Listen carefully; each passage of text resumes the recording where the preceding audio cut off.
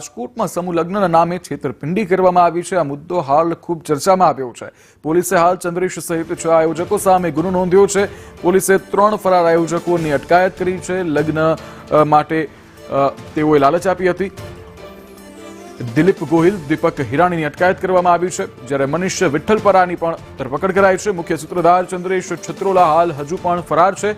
હાર્દિક શિશાંગિયા, મનીષ વિઠ્ઠલપરા સામે ગુનો નોંધાયો છે। દિલીપ વરસંડા સામે પણ ગુનો નોંધાયો છે। સમૂહ લગ્નની મંજૂરી ન લેવાઈ હોવાનું સામે આવ્યું છે। પ્રદ્યુમન નગર પોલીસની મંજૂરી વગર આયોજન થયું હતું। છેતરપિંડીની ઘટના અંગે રાજકોટ પોલીસનું નિવેદન પણ સામે આવ્યું છે કે બંને પક્ષ પાસેથી 15,000 રૂપિયા લેવાયા હતા। 50થી વધુ લોકો પાસેથી પ્રતિ વ્યક્તિ 100 રૂપિયા ચાર્જ લેવાયો। લગ્નના આયોજન માટે દાતાઓ પાસેથી પણ ફંડ લેવાયો। મુખ્ય આરોપી ચંદ્રેશના પકડાયા બાદ આ સમગ્ર હકીકત બહાર આવશે। જે આરોપીઓ જે ઝડપાયા છે તેની પૂછપરછ કરવામાં આવશે। 2023માં પણ તેઓ આ પ્રકારની છેતરપિંડીની ઘટના કરી ચૂક્યા છે। ત્યારે સમૂહ લગ્નની લાલચ આપવામાં આવી હતી। જાનવા વધુના લોકો સૌ કોઈ પહોંચી ગયા હતા। ત્યારબાદ આ જે આયોજન કરતા છે તે તમામ રફુચક્કર થઈ ગયા હતા। માત્ર મંડપ બાંધેલા હતા અને જાનૈયાઓ જે છે તે રડવા લાગ્યા હતા। નવવધુ છે તે પણ રડવા લાગી હતી। આ દ્રશ્યો આપ ટીવી સ્ક્રીન પર જોઈ શકો છો। ત્યારે આ પહેલા પણ આ જે આયોજનકર્તાઓ છે તે આ પ્રકારનું કૌભાંડ કરી ચૂક્યા હોવાનું સામે આવી રહ્યું છે। જો કે હાલ પોલીસે ફરિયાદ દાખલ કરી છે, જેમાંથી આયોજકો જે ફરાર છે તેમને શોધખોળ હાથ ધરવામાં આવી છે।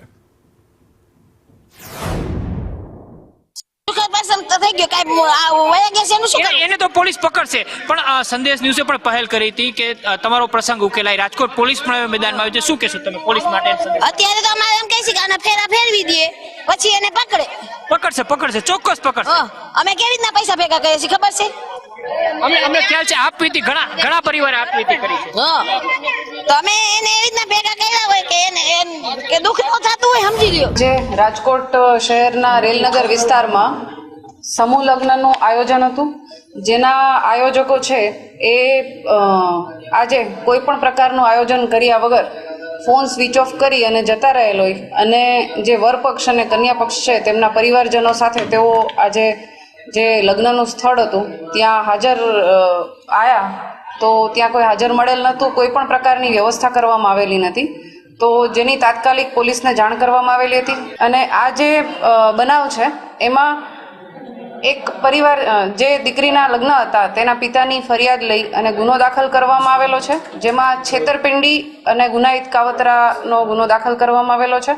અને આના જે આરોપીઓ છે ચંદ્રેશ છાત્રોલા, દિલીપ પ્રવીણભાઈ ગોહિલ, દીપક હિરાણી, હાર્દિક શિશાગિયા, મનીષ વિઠ્ઠલપરા અને દિલીપ વરસંડા, અને આ ઉપરાંત જે પણ આની સાથે સંકળાયેલા છે એ તમામને તપાસ આગળ ચાલુ અમારી તપાસ છે, એમાં જેના પણ નામ ખુલે એ તમામ વિરુદ્ધ કાર્યવાહી કરવામાં આવશે।